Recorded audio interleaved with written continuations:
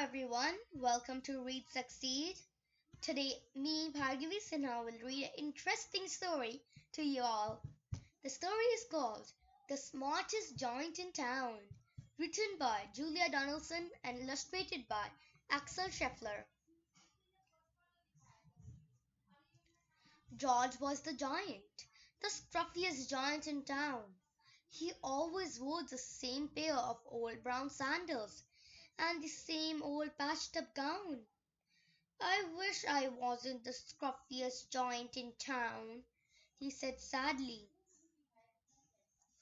But one day George noticed the new shop.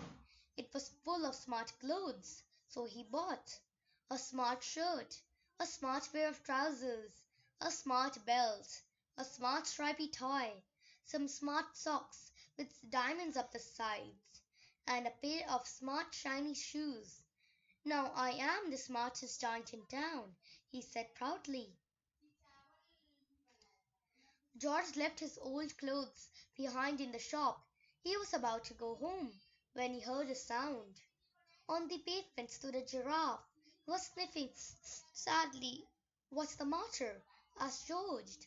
"It's my neck," said the giraffe. "It's so very long and so very cold. I wish I had a long warm scarf." "Cheer up," said George, and he took off his stripy tie. "It didn't match my socks anyways," he said as he wound it round and round the giraffe's neck. It made a wonderful scarf. "Thank you," said the giraffe.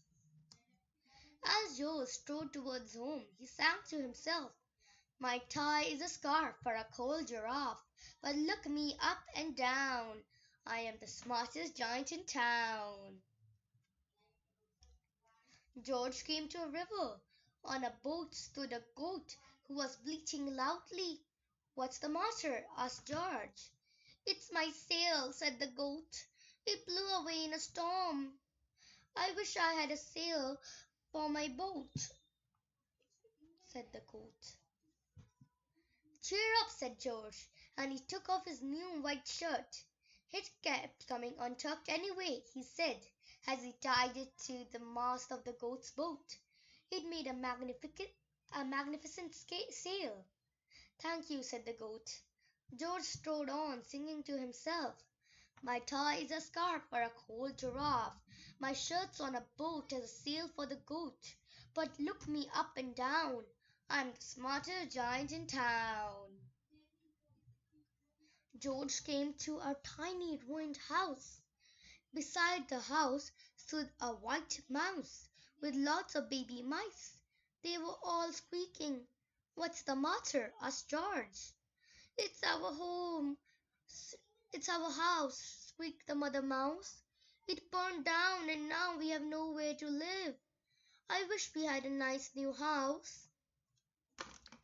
"Oh no, the mouse doesn't have a house." "Cheer up," said George, and he took off one of his shiny shoes. "It was giving me blisters anyway," he said, as the mouse and the baby scrambled inside. The shoe made a perfect home for them. "Thank you," they squeaked. George had to hop along the road now, but he didn't mind. As he hopped, he sang to himself, "My tie is a scarf for a cold giraffe. My shirt's on a boat as a sail for a goat. My shoe's a house for a little white mouse. But look me up and down. I'm the smartest giant in town." George came to a campsite. Beside the tent stood a fox who was crying. "What's the matter?" asked George. "It's my sleeping bag," said the fox. "I dropped it in a puddle.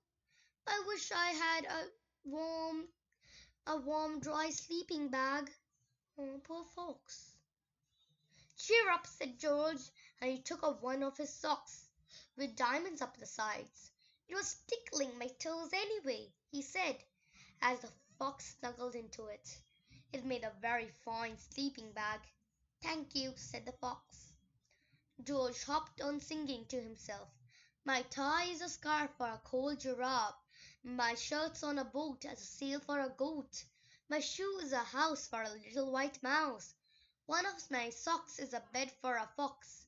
But look me up and down, I'm the smartest joint in town. George came to a big, squelchy bog. Beside the bog stood a dog, who was howling. "What's the matter?" asked George. "It's this bog," said the dog. "I need to get across, but I keep getting stuck in the mud. I wish there was a safe, dry path." "Cheer up," said George, and he took off his smart new belt. "It was squashing my tummy anyway," he said as he laid it down over the bog. "It made an excellent path." "Thank you," said the dog. The wind started to blow, but George didn't mind. He hopped on, singing to himself, "My tie is a scarf for a cold giraffe. My shirt's on a boat as a sail for a goat. My shoe is a house for a little white mouse. One of my socks is a bed for a fox. My bells have a dog who was crossing a bog. But my trousers are falling down. I'm the coldest joint in town." Suddenly George felt sad and shivery and not at all smart. He stood on one foot and thought, "I'll have to go back to the shop and buy some more clothes," he decided. He turned around and hopped all the way back to the shop. But when he got there, it was closed. "Oh no!" cried George. He sank down onto the doorstep, and a tear ran down his nose. He felt as sad as all the animals he had met on his way home. Then out of the corner of his eye he saw a bag with something familiar poking out of the top. George took a closer look. "My gown!" he yelled.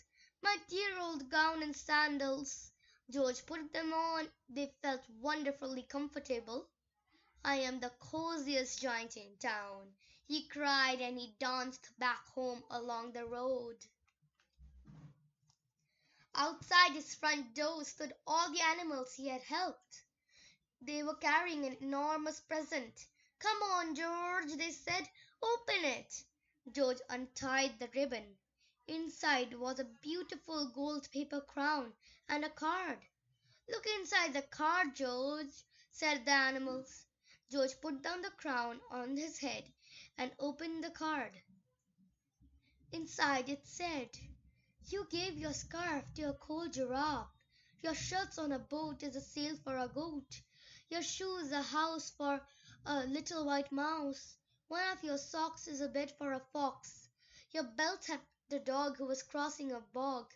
So here's a very fine crown to go with the sandals and gown of the kindest giant in town." This is the end. The end. The end. How did they write the book, everyone?